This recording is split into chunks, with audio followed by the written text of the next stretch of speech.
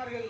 ஆனால் மத்திய அரசு ஊழியர்களாக இருக்கிற பிஎஸ்என்எல் நிறுவனத்தை சார்ந்த அந்த நிறுவனத்தையே முற்றிலுமாக ஒழித்து அங்கே வேலை செய்யக்கூடியவர்களுக்கு சம்பளம் வழங்காமல் அவர்களை ஆட்குறைப்பு செய்து வேலைகளை காலி செய்திருக்கிறார்.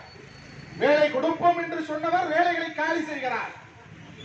உலக நாடுகளில் பதுக்கப்பட்டிருக்கிற இந்தியர்களுடைய கருப்பு பணத்தை மீட்டு வருவோம் என்று சொன்ன நரேந்திர மோடி சாதாரண ஏழை எளியை விட்டு மக்களின் கைகளில் இருந்த 500 ரூபாய் 1000 ரூபாய் செல்லாது என்று அறிவித்தார்.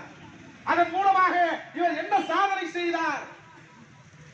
எத்தனை கள்ளப்பணங்களை அல்லது லஞ்ச பணங்களை இவர் கையகப்படுத்தினார்? அவர் கொண்டு வந்த 500 ரூபாய் 1000 ரூபாய் செல்லாது என்கிற நடவடிக்கையின் மூலமாக சாதாரண ஏழையாக அல்லது நடுத்தர வர்க்கமாக இருந்த பாஜகவின் நிர்வாகி இன்றைக்கு கோடீஸ்வரனாக மாறி இருக்கிறார். இந்த குறிப்பிட்ட காலகட்டத்தில் அவனுக்கு எங்கே இருந்து அவ்வளவு பணம் கிடைத்தது?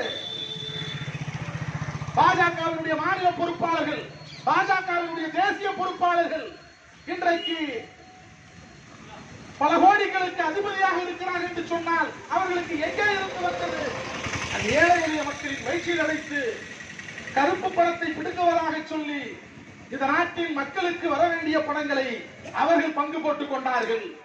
இதன் மூலமாக நாட்டு மக்களுக்கு என்ன லாபம்? நீண்ட நெடு வரிசையில் நின்று தான் வேர்வை சிந்து உழைத்த அந்த காசை மாற்றுவதற்கு வங்கிகளிலே கால்கடுக்க வரிசையில் நின்று மாண்டு போனவர்கள் நூற்றுக்கணக்கான பேர், யாரும் மறக்க முடியாது. அதோடு மட்டுமல்ல, இந்த நாடு விடுதலை அடைந்த நாள் முதல் வறுமையாக சொல்லப்படுகிற ஒரு செய்தி, இந்த நாடு விவசாய நாடு, இந்தியாவின் முதுகெலும்பு விவசாயம் என்று மூளை